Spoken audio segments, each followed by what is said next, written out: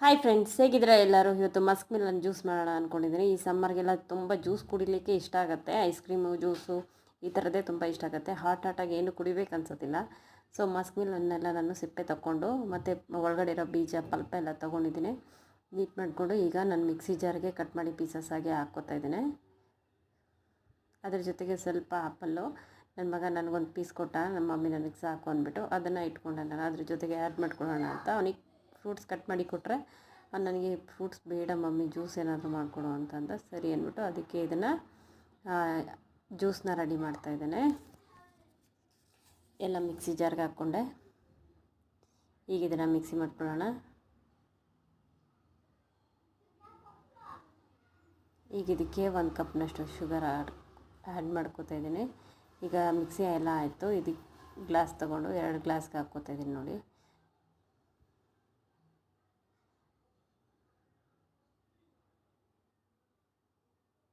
ಈಗ ನಾನು ನೆನೆಸಿಟ್ಕೊಂಡಿರೋಂಥ ಸಬ್ಜಾ ಬೀಜ ಹಾಕ್ಕೋತಾ ಇದ್ದೀನಿ.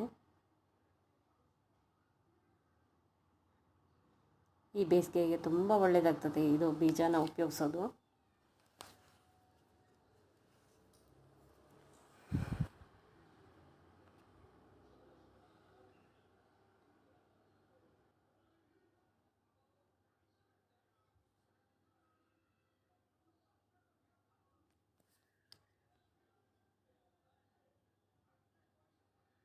ತುಂಬ ಚೆನ್ನಾಗಿದೆ, ಕುಡಿಲಿಕ್ಕೆ ತುಂಬ ಚೆನ್ನಾಗಿ ಅನಿಸುತ್ತೆ.